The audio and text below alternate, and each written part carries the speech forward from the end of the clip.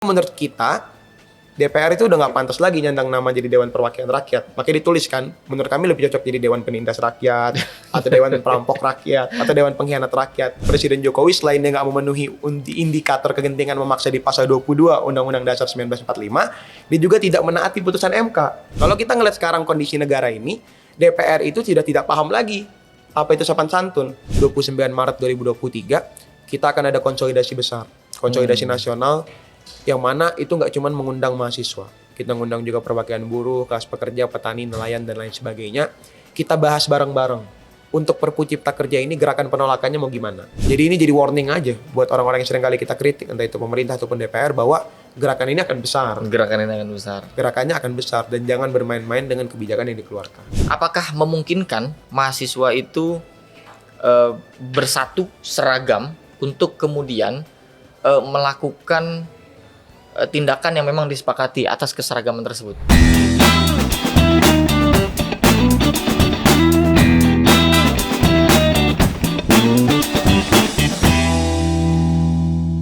Assalamualaikum warahmatullahi wabarakatuh. Selamat datang di obrolan Sultan di channel YouTube inla.com. Nah, kali ini kita akan kedatangan tamu yang luar biasa. Akhir-akhir ini sedang diperbincangkan karena propaganda yang menempelkan ya wajah ketua DPR dan badannya tikus dengan segala macam kritiknya.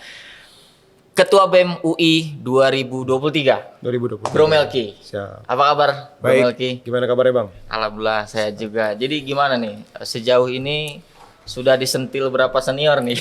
Kemarin kan dibilang ini Melki ini kayak LSM yang didanai asing nih kayaknya nih. Iya. Kalau disentil senior mah udah banyak, disentil partai politik juga udah banyak. Tapi intinya sebenarnya jangan jauhkan kita dari substansi kritiknya lah. Oke, Gitu. jadi jangan mengaburkan apa yang menjadi kritikan. Benar. Sama hal-hal yang sebetulnya tidak perlu diperdebatkan ya Melki. Gue pengen nanya deh sebelumnya, sebelum kita bahas ke apa Undang-Undang Cipta Kerjanya ya, kenapa dan apa yang dimaksud dari konten yang dibuat sama Ketua BEM UI ini kan ramai akhirnya menjadi inspirasi bagi kampus-kampus lain, diikuti banyak konten-konten berikutnya juga sama kampus-kampus lain. Itu maksud dari konten propaganda itu apa, Melki? Oke, sebenarnya kalau dibilang itu dibikin sama gua ketua BEM UI, jawabannya enggak. Itu hasil kreativitas teman-teman di BEM UI lah gitu. Hasil pemikiran yang cukup panjang juga gitu. Jadi kalau ditanya latar belakangnya apa, sebenarnya latar belakangnya cukup panjang gitu loh. Jadi teman-teman yang ada di BEM UI, mahasiswa UI dan elemen-elemen lain lah, itu tuh udah komitmen untuk menolak Cipta Kerja dari tahun 2020. Dari tahun 2020. Dari tahun 2020. Sejak namanya masih rancangan Undang-Undang Omnibus Law Cipta Kerja. Sejak di awal tahun 2020 draftnya masih tertutup, pembahasannya masih nggak transparan. Bahkan di 2020 itu pengesahannya disahkan malam-malam ketika penolakan tuh lagi kencang-kencangnya. Kita udah menolak Cipta Kerja dari saat itu gitu. Dan kita kemudian dihadirkan putusan MK bahwa Omnibus Law Cipta Kerja itu inkonstitusional bersyarat. Dan MK mengatakan bahwa ada beberapa hal yang harus dilakukan. Seperti misalnya perbaikan terhadap Cipta Kerja dengan prinsip partisipasi yang bermakna, meaningful participation gitu. Nah itu yang menjadi dasar dari teman-teman UI dan teman-teman mahasiswa lain untuk kemudian mengawal gitu loh. Kita tidak kalah dalam perjuangan melawan Cipta Kerja di tahun 2020, tapi kita punya sebuah harapan bahwa Cipta Kerja itu harus direvisi dengan prinsip yang partisipasi bermakna. Gitu. Tadi lu nyebutin bahwa ini dari 2020 konsisten ditolak. Jadi konten ini bukan apa ya, satu cara utama, tapi itu serangkaian dari sikap yang memang sudah dari awal ditunjukkan Ketua BEM UI. Oke, jadi karena ini komitmen yang konsisten, publikasi kemarin itu sebenarnya puncak dari kemarahan. Oke, akumulasi Dari semua hal yang ingin kita sampaikan gitu. Jadi setelah kita semua kemudian konsisten untuk menolak dari tahun 2020, kita dihadirkan hadiah tahun baru di awal tahun 2023 ini namanya Perpu Cipta Kerja. Yang jelas-jelas sangat inkonstitusional. Kenapa? Karena dia melanggar pasal 22 Undang-Undang Dasar 1945.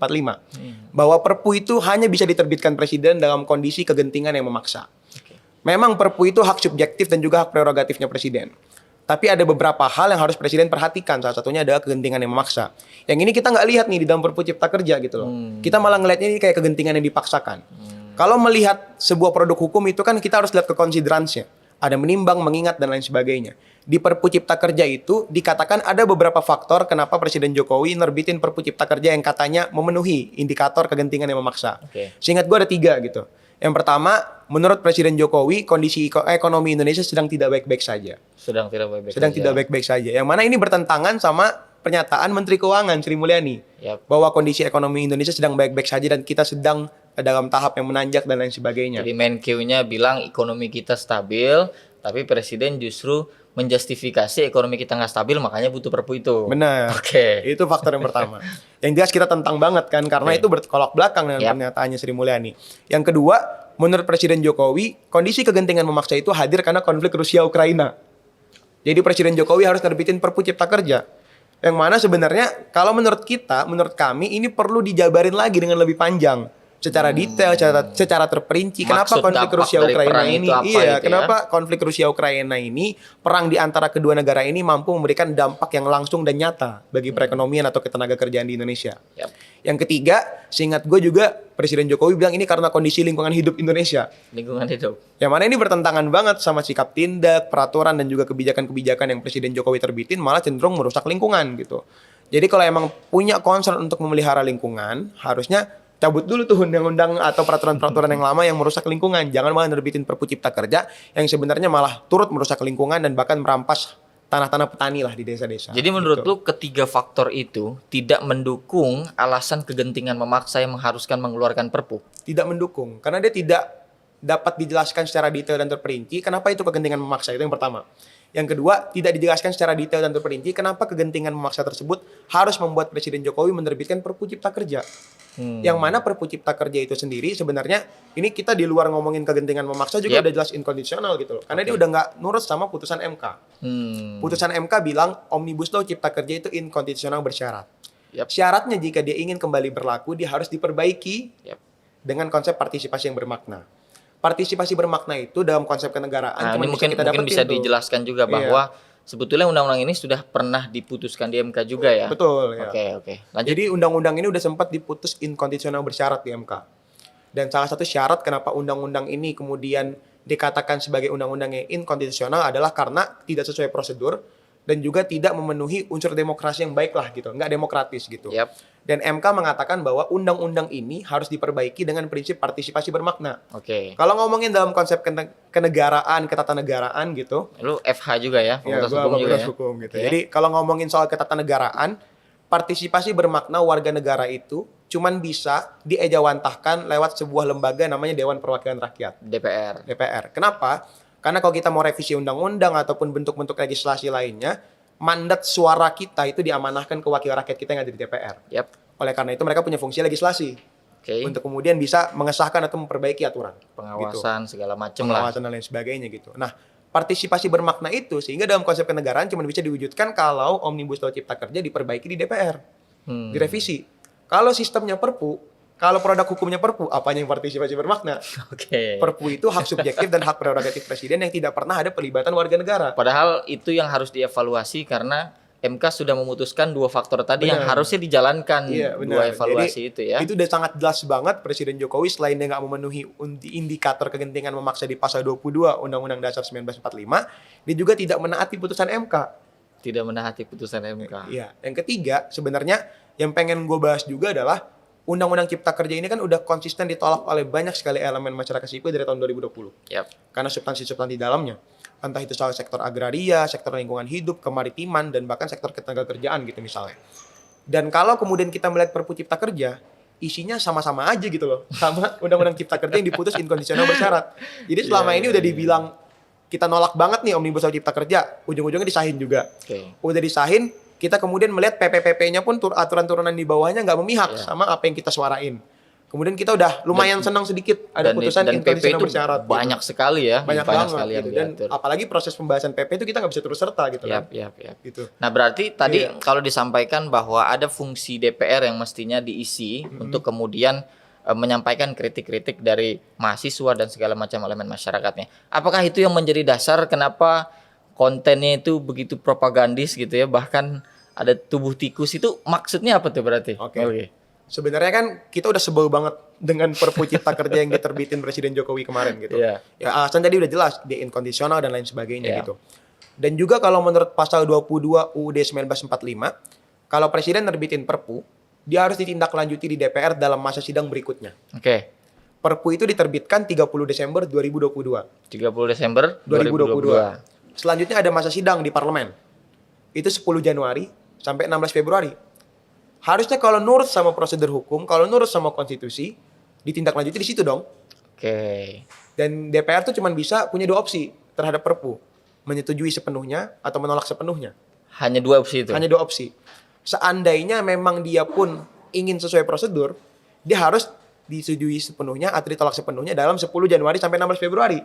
Tapi nyatanya 10 Januari sampai 16 Februari kita nggak melihat sama sekali ada pembahasan tentang Perpu Cipta Kerja di parlemen. Jadi secara kronologis pun aneh juga menurut Aneh lo nih. banget dan nggak sesuai prosedur, nggak sesuai hukum dan lain sebagainya. Udahlah dia nggak memenuhi indikator kegentingan memaksa, dia nggak sesuai prosedur. Justru disahkannya di paripurna yang baru-baru ini Selanjutnya ya. tanggal 21 Maret 2023. Dan itu udah masuk bulan puasa berarti ya?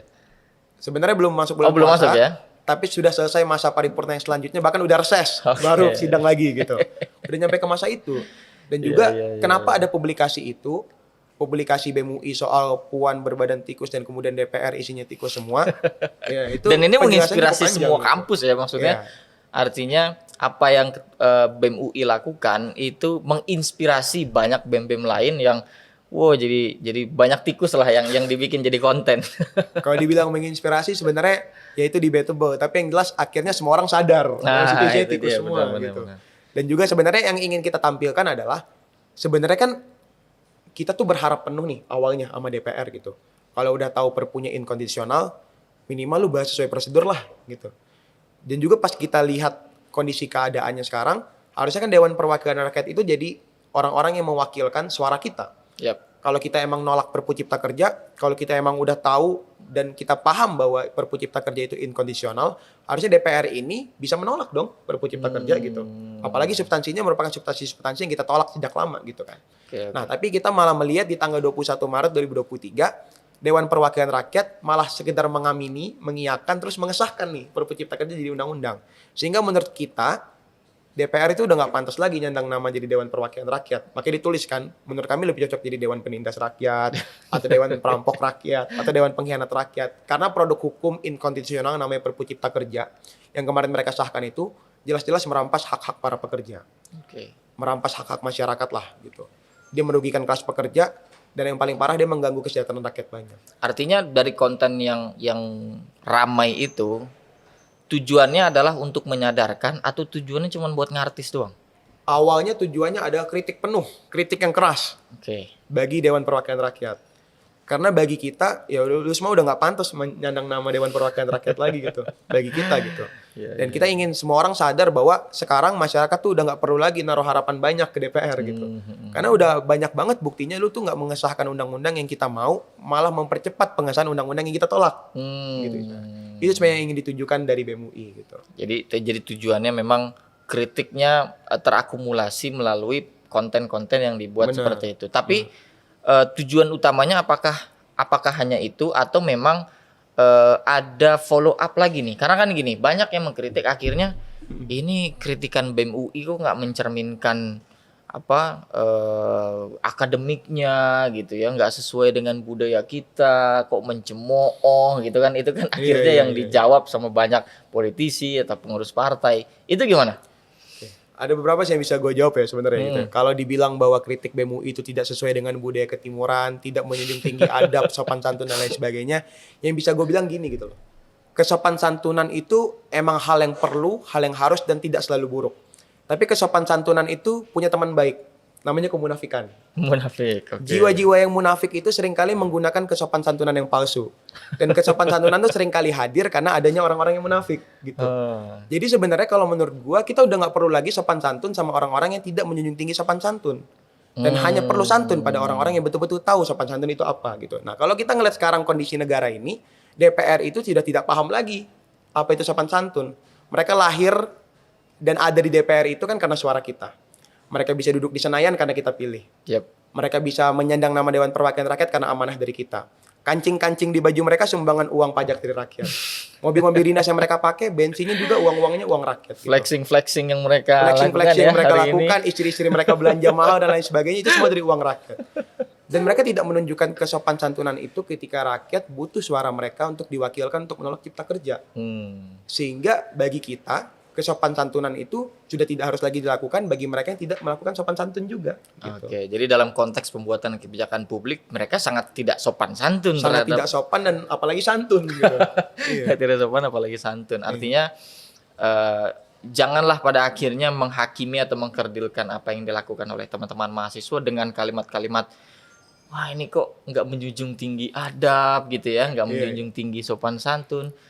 Bahkan senior lu sendiri itu mengatakan lu nih kayak didanai LSM asing ini. Ini gimana tuh Melki? Ya sebenarnya kan itu argumentasi yang ad hominem gitu kan. Jadi kritiknya BEM UI soal Perpu Cipta Kerja yang inkondisional dan tidak sesuai prosedur itu seringkali dibalas sama hal-hal yang begitu, malah serangan personal ke ketua BEM UI, malah menganggap BEM UI itu organisasi yang seperti LSM didanai asing, bilang BEM UI ini sekedar bisa mengumpat dan melakukan caci maki dan lain sebagainya. Malah pengen manggil BEM UI disuruh klarifikasi kenapa ini semua dan lain sebagainya gitu. Kan ada parpol yang pengen manggil BEM UI gitu kan. Jawaban gue sederhana gitu loh. Bagi gue para politisi dan elit politik sekarang itu sedang berusaha untuk menjauhkan kita dari substansi kritik. Yang harusnya mereka balas itu soal kritik BEM UI di Perpu Cipta Kerja gitu loh. Dan itu menjadi siklusnya kadang-kadang akhirnya begitu lagi ya. Dan seringkali media pun suka memberitakan hal-hal yang jadinya pertikaian ad hominem gitu kan. Itu dia. Tapi kayaknya di inilah.com nggak akan seperti itu lah. Titik tengah, titik cerah. Tapi gue pengen masuk juga ke ini. Tentu tadi alasan-alasan rasionalnya sudah disampaikan gitu ya. Terkait dengan, tapi kan pemerintah mengklaim ini semua sudah dilakukan. Ada satgasnya gitu kan. Sudah keliling ke kampus-kampus.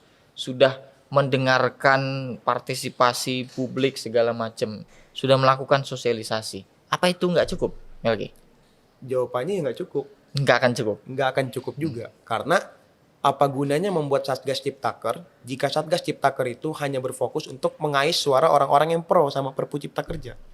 Apa gunanya membuat Satgas Ciptaker kalau memang Satgas Ciptaker itu berfokus untuk menampung aspirasi mereka yang setuju dengan Cipta Kerja. Karena kita sampai sekarang tidak melihat adapun suara-suara penolakan terkait Cipta Kerja yang betul-betul diakomodir. Kita nggak melihat betul-betul ada suara-suara kontra Perpu dan Undang-Undang Cipta Kerja yang betul-betul dikais lah sama Satgas Ciptaker ini gitu. Dan juga kalau dibilang bahwa Satgas Ciptaker ini menjamin meaningful participation gitu, karena udah ada partisipasi bermakna dalam proses sosialisasi mereka. Yang bisa gue tegaskan, sosialisasi itu bukan partisipasi. Sosialisasi bukan partisipasi ya? Iya, karena sosialisasi itu hal yang disampaikan satu arah. Gitu. Kalau memang butuh partisipasi, dengar pendapat ini gitu loh. Dan juga menurut gue ya, kita nggak pantas ngomongin meaningful participation kalau produk hukumnya Perpu. Perpu itu sudah sangat tidak mungkin ada partisipasi yang bermakna, karena dia adalah hak prerogatif presiden, hak subjektif presiden yang cuma bisa diterbitkan kalau negara dalam kondisi kegentingan yang memaksa. Ya nggak mungkin ada partisipasi kita di dalamnya. Gitu. Kemarin gue juga sempat nanya lah ke Jihan. Jihan kan FH juga ya. Lu sebagai mahasiswa hukum nih ya, ngelihat faktual problem kita seperti itu, bahwa ada undang-undang yang dievaluasi di MK lalu kemudian dikeluarkan Perpu gitu ya. Itu lu sebagai mahasiswa hukum gimana, Mel? Gue lebih kebingung gitu sebenarnya. Lebih kebingung ya. Karena bagi gue apapun yang gue pelajari di Fakultas Hukum sekarang kayak nonsens aja gitu. Dan bagi gue Perpu Cipta Kerja ini serangan betul sama konsep negara hukum gitu loh. Serangan betul. Karena harusnya di negara hukum itu yang paling tinggi hukum, bukan kekuasaan gitu loh.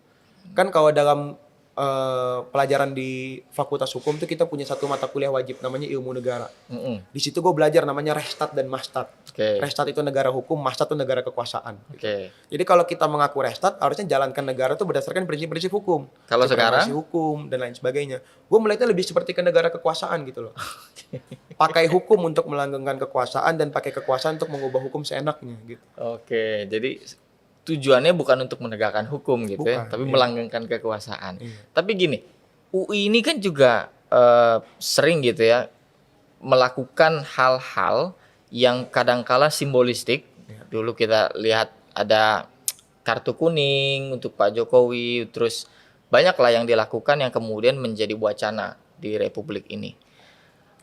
Pertanyaannya, apakah memang itu menjadi semacam cara yang memang dilakukan BEM UI untuk kemudian mencapai tujuan-tujuan yang ingin dimaksudkan gitu loh.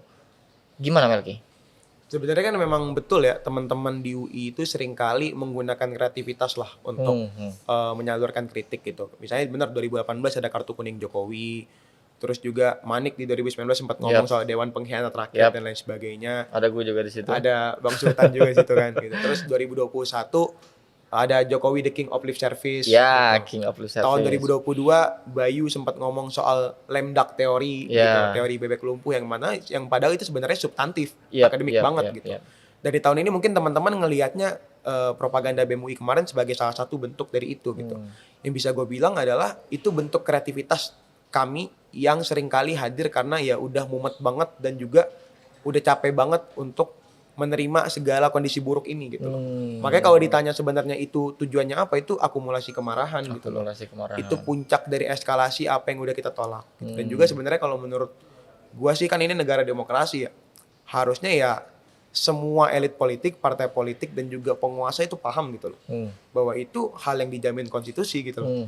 Dan bentuk kritik apapun wadahnya, entah dia kemudian mau menghadirkan pernyataan yang bagaimana, konten yang bagaimana, ataupun tulisan yang bagaimana, harusnya argumentasi itu dibalas dengan argumentasi.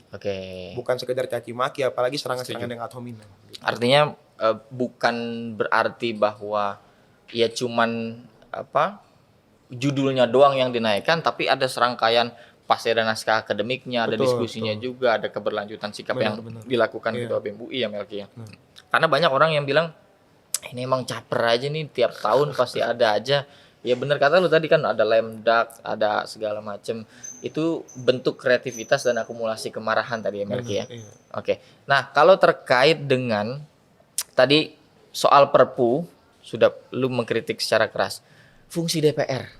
Nah, gue mau ngedalamin lagi soal fungsi DPR.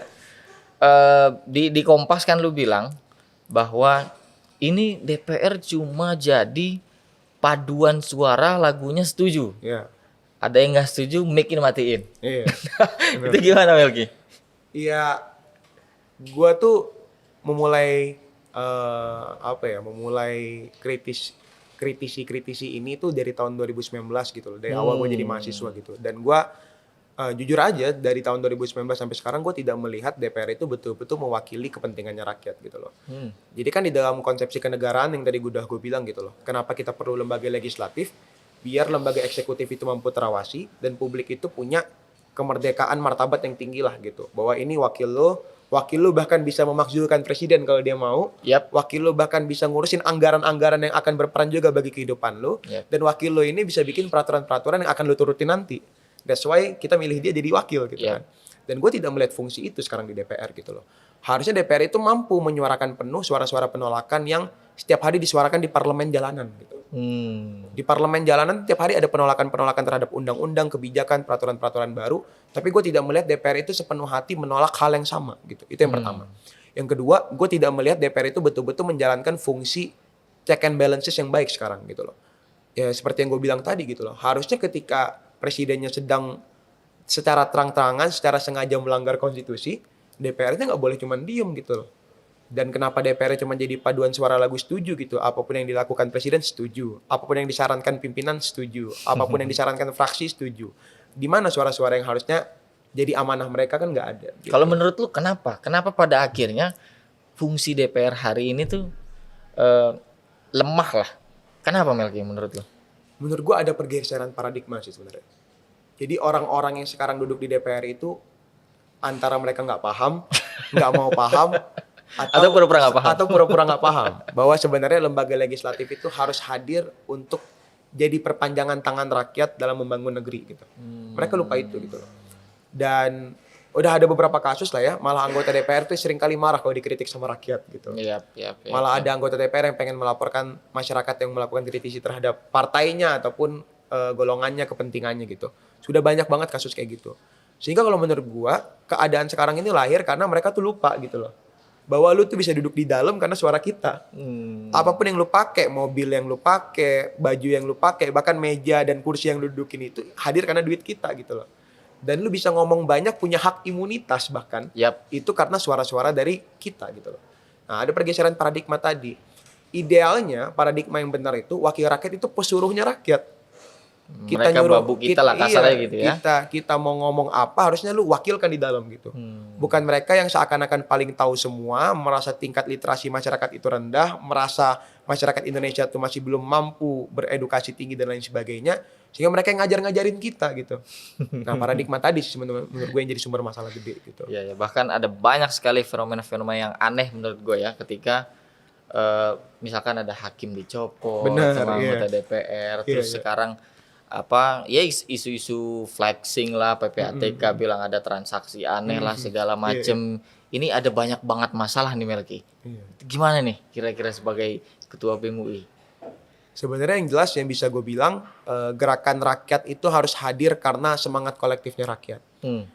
Jadi mungkin BEM UI kemarin udah ngeluarin publikasi tentang bagaimana ini puncak kemarahan kita lah sama Dewan Perwakilan Rakyat. Tapi yang bisa gue bilang, BEM UI itu nggak mampu gerak sendiri. Dan bahkan gue sebagai ketua BEM UI pun gue harus bilang kepada semua orang bahwa BEM UI tidak mau gerak sendiri. Gitu loh. Karena bagi kita yang paling terdampak dari buruknya sebuah kebijakan tuh bukan cuma mahasiswa. Apalagi bukan cuma anak UI, tapi seluruh rakyat Indonesia gitu loh. Dan teman-teman kan kalau misalnya lakukan demonstrasi di jalan tuh seringkali ngomong habis hidup mahasiswa, hidup rakyat Indonesia gitu kan. Harusnya kita jangan lupa dengan hal tadi gitu loh. Jadi sebenarnya yang bisa gue bilang, sekarang yang paling penting itu harus ada semangat persatuan tadi gitu loh. Gimana caranya gerakan mahasiswa itu mampu berbaur sama gerakan rakyat besar, gerakan rakyat banyak. Gitu. Artinya ada follow up setelah ini. Ada follow up yang besar. Dan itu coba untuk kita kontekstualisasikan ada masalah Perpu Cipta Kerja. Di tanggal 29 Maret nanti, 29 Maret 2023, kita akan ada konsolidasi besar. Konsolidasi nasional yang mana itu nggak cuma mengundang mahasiswa. Kita mengundang juga perwakilan buruh, kelas pekerja, petani, nelayan, dan lain sebagainya. Kita bahas bareng-bareng. Untuk Perpu Cipta Kerja ini gerakan penolakannya mau gimana? Itu yang bisa gue sampaikan ke teman-teman. Dan mengenai teknisnya akan ada aksi kah? Akan ada judicial review atau akan ada gerakan pemogokan massal dan lain sebagainya, itu akan dibincangkan nanti. Tapi yang jelas yang bisa gue sampaikan, gerakan ini akan lebih masif penolakannya dibanding sebelumnya. Coming soon lah ya pokoknya. Coming soon. Tapi gini, tadi kan juga lu bilang bahwa akhirnya ada fungsi-fungsi DPR yang tidak digunakan dan tidak berfungsi hari ini. Berarti ketika teman-teman melakukan aksi demonstrasi, kemudian memberikan tuntutan, menyampaikan naskah akademik dan lain-lain sebagainya, kalau tetap nggak berfungsi juga, efektivitas movementnya di mana? Kalau akhirnya hasilnya juga nggak bisa sesuai dengan apa yang diharapkan. Karena gua anak hukum ya, gua mencoba untuk menjawab pakai perspektif pemahaman gua lah, yang mungkin nggak seberapa gitu. Di Undang-Undang Dasar 1945, kalau gua nggak salah di pasal 2 ayat 1, itu dibilang bahwa kedaulatan tertinggi berada di tangan rakyat dan dilaksanakan menurut undang-undang gitu loh. Dan acuan gue ya itu gitu loh, pasal 2 ayat 1 Undang-Undang Dasar 1945 tadi gitu loh. Bahwa sebenarnya negeri ini punya lu gitu loh. Ini punya kita gitu. Jadi negara Indonesia ini bukan punya orang-orang yang jadi presiden atau bukan punya orang-orang yang jadi ketua DPR atau punya orang-orang yang jadi ketua MPR dan lain sebagainya. Tapi ini punya rakyat Indonesia gitu loh. Dan ketika kemudian ditanyakan soal efektivitasnya dan lain sebagainya, kalau ngelihat kondisi realitas di lapangan sekarang itu, menurut gua udah banyak banget hal-hal yang nggak masuk akal banget, nggak logis banget, nonsens banget gitu loh.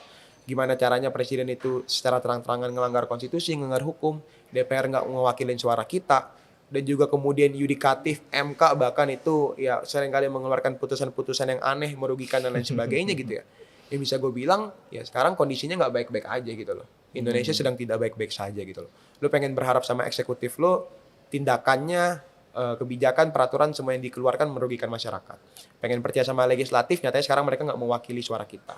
Pengen percaya sama yudikatif, putusan-putusannya merugikan gitu. Jadi yang bisa dijadikan harapan sama masyarakat cuman ya suara yang lantang sama tangan yang kepal ngelawan aja gitu. Dan juga sebenarnya kalau ditanyakan efektivitas movementnya akan seperti apa, gerakan mahasiswa itu punya mimpi-mimpi yang besar. Tapi salah satu mimpi besar yang ingin diwujudkan dari gerakan mahasiswa itu adalah membangun kesadaran masyarakat. Gitu. Jadi yang bisa gue lihat sekarang, apa yang udah coba kami di BEM UI buat dan teman-teman se-Indonesia mungkin juga melakukan sekarang, kita mencoba untuk membangun kesadaran. Jadi kalau kedepannya ada gerakan penolakan, gerakan demonstrasi dan lain sebagainya, itu bukan lagi membangun kesadaran, tapi merawat kesadaran. Jadi inti dari gerakan sekarang, kita harus sama-sama merawat kesadaran tadi. Gitu. Jadi apa yang kita lakukan hari ini, teman-teman lakukan hari ini adalah bukan sekedar untuk ya meskipun dikatakan mungkin keberhasilan merubah undang-undangnya tidak bisa dicapai karena tadi fungsi DPR tidak bekerja hari ini, tapi ada kesadaran yang harus dirawat. Benar. Ada kesadaran masyarakat yang harus di-maintain dan jangan sampai api ini redup gitu kira-kira Melki. Benar. Oke. Kalaupun nanti ada cara-cara lain yang mau dilakukan oleh teman-teman BEM ini, apa selain gerakan Melki? Kedepannya tentunya dalam hal Perpu Cipta Kerja, tadi kita udah galang persatuan lah bareng teman-teman mahasiswa manapun gitu. Jadi yang bisa gue bilang sekarang ke podcast ini gitu ya. Jadi kayak jangan terkungkung dalam aliansi apapun gitu loh, misalnya mahasiswa gitu kan. Ada. Jadi gerakan di tanggal 29 Maret nanti kita kemudian konsolidasi akbar ya. Ini bukan atas nama BEM seluruh Indonesia, bukan atas nama BEM Nusantara, atas nama BEMRI, atas nama aliansi buruh apa dan lain sebagainya. Ini siapapun yang kemudian mau bergabung ataupun merasa Perpu Cipta Kerja itu menciderai mereka, boleh ikut serta gitu. Jadi gerakan persatuan ini akan kita jaga terus gitu loh. Jadi seandainya ke depannya kemudian DPR dan Presiden lagi-lagi bermain sama amarah ini, ya kita siap untuk buktikan gitu loh, bahwa jangan bermain-main sama amarah rakyat yang sudah terakumulasi. Karena kita akan buktikan akan ada gerakan-gerakan penolakan yang lebih besar dan akan ada gerakan-gerakan merawat kesadaran yang lebih besar lagi. Tadi lu bilang jangan terkungkung pada aliansi-aliansi. Apakah memungkinkan mahasiswa itu bersatu seragam untuk kemudian melakukan tindakan yang memang disepakati atas keseragaman tersebut? Mungkin nggak Melki? Jawabannya mungkin banget. Mungkin Banget. Kita bisa melihat banyak sekali gerakan-gerakan sebelumnya gitu. Ini bukan meromantisasi pergerakan masa lalu gitu ya. Tas 98, 2019 dan lain sebagainya. Bisa gue bilang satu gitu loh. Sebenarnya inti dari gerakan mahasiswa itu adalah kesadaran tadi gitu loh. Kalau lu sadar ada yang nggak beres dan lu sadar suara lu signifikan dan lu sadar lu bisa gerak banyak, ya lu turun gitu. Inti gerakan mahasiswa itu tadi. Dan kenapa kita beraliansi? Mungkin karena kita ada kesamaan pandangan, kesamaan pikiran, ataupun kondisi kewilayahan dan lain sebagainya. Itu masalah teknis. Iya, ada geografis lah segala macam. Tapi ada yang lebih penting gitu tentang kesadaran tadi gitu. Jadi seringkali mahasiswa itu kemudian masuk ke aliansi-aliansi dan kemudian punya etnosentrisme aliansi itu gitu ya. Bangga dengan aliansi-aliansi apapun, tapi lupa bahwa lu harusnya bangga karena lu pakai alma mater lu, yang mana alma mater lu itu sedikit ada sumbangan dari duit rakyat juga gitu loh. Lu gak boleh lupa itu. Ada hal yang harus lu lebih banggain daripada lu join aliansi mana, ada hal yang harus lebih lu banggain daripada lu deket sama BEM mana, kampus mana, presma mana. Hal yang harus lu banggain adalah lu hari ini masih bisa bersuara gitu. Jadi menurut gua kita gak perlu lah terjebak dalam perpecahan-perpecahan yang ada. Kan kita semua tahu perpecahan itu dipelihara. Perpecahan itu dipelihara, perpecahan itu dibuat oleh oknum-oknum yang nggak bisa disebutkan lah gitu. Bahkan tidak bisa terdeteksi gitu. Tapi perpecahan itu dipelihara dan kita seringkali terjebak di dalamnya. Gitu. Dan akhirnya ribut secara horizontal antar mahasiswanya. Perpecahan mahasiswa itu, perpecahan buruh, perpecahan kelas pekerja dan lain sebagainya, bagi gua itu adalah perpecahan yang dipelihara. Seringkali ada perpecahan yang dipelihara. Kenapa? Karena tanpa kita sadari ada yang bermain di situ dan kemudian kita jadi termainkan. Makanya yang bisa gue bilang ke semua gerakan yang ada sekarang adalah kalau ada konflik yang berlarut, kita jangan terlarut. Jadi politik belah bambunya juga sudah. Politik belah bambu itu pasti ada gitu. Dan juga yang bisa gue sampaikan sekarang adalah jangan lupa sama mandat yang paling penting untuk nyuarain apapun yang nggak beres. Itu aja. Sementara semua hal yang hari ini terjadi kayaknya banyak yang nggak beres. Bener. Jadi jangan lupa bersuara. Gitu. Jangan lupa untuk bersuara. Tapi apa ketakutan yang lu hadapin ketika menyuarakan pendapat? Ancaman sudah mulai berdatangan atau gimana nih pasca dari ramai konten itu? Yang jelas ancaman dari aparat keamanan itu kan jadi hal yang lazim lah sehari-hari gitu kan. Bagi orang-orang yang kemudian Apa contohnya?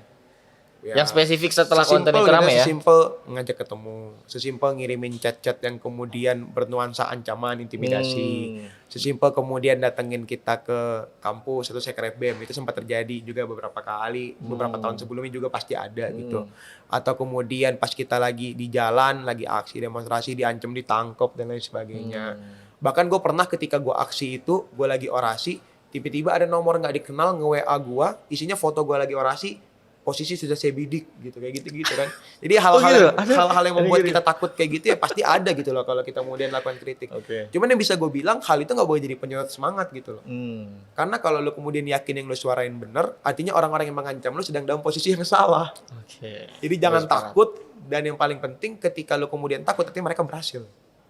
Disitulah keberhasilan mereka Benar, ketika iya. kita sampai pada ketakutan tertentu dan menolak untuk melakukan sesuatu. Benar. Itu keberhasilan mereka. Itu keberhasilan mereka yang harus kita gagalin. Yang harus kita gagalkan. Benar. Untuk mahasiswa dan BEM-BEM lain gitu loh. Yang akhirnya kan melihat ini kan BEM UI jadi kayak apa ya? Spotlight yang bisa gua katakan bahwa BEM UI ini mendapatkan spotlight yang bisa banyak sekali mempengaruhi BEM-BEM lain. Nah, apa yang lu harapkan untuk bisa tadi menyatukan semua kesadaran presma-presma ataupun yang tidak di lembaga-lembaga organisasi gitu ya untuk melakukan perlawanan-perlawanan yang akan lu agendakan ke depan? Yang jelas gue akan berusaha untuk sampaikan pada publik bahwa BEM UI tidak boleh selalu menjadi spotlight. Itu yang Gue ingin gue suka, sampaikan. gue suka nih. Bahwa sebenarnya BEM UI itu tidak ada bedanya dengan BEM-BEM kampus lain gitu loh. Kita isinya juga mahasiswa-mahasiswa. Mungkin juga ketua BEM UI sama dengan ketua BEM kampus lain isinya anak-anak tahun terakhir gitu misalnya. Atau gimana, anggota-anggotanya juga mungkin jumlahnya sama. Jadi sebenarnya apapun yang dilakukan BEM UI artinya mampu dilakukan kampus lain. Meskipun hierarki itu terjadi ya, Melke. Maksudnya gini, orang kan ngelihat wah ada hierarki superioritas lah antara kampus A, kampus B, kampus negeri, kampus swasta, kampus di daerah, kampus di kota dan lain sebagainya. Itu kan terjadi tuh menjadi semacam bahkan bisa jadi barrier juga menurut gua. Nah, itu gimana? Makanya menurut gue itu harus ada perubahan hal yang struktural banget lah gitu. menurut Sepakat. gua. Jadi sebenarnya jangan sampai kita itu memandang kampus lain itu lebih tinggi dari kita sesimpel karena mungkin jumlah followers, sesimpel mungkin karena exposure media dan lain sebagainya. Karena kalau memang tujuan dari gerakan mahasiswa itu ada bergerak dan bersuara, harusnya jumlah followers, exposure media dan lain sebagainya itu bukan jadi faktor paling utama. Faktor utamanya adalah keberhasilan advokasi dan gerakan.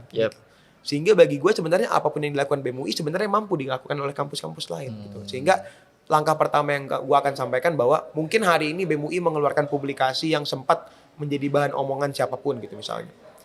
Tapi yang bisa gue bilang adalah semua kampus lain juga bisa.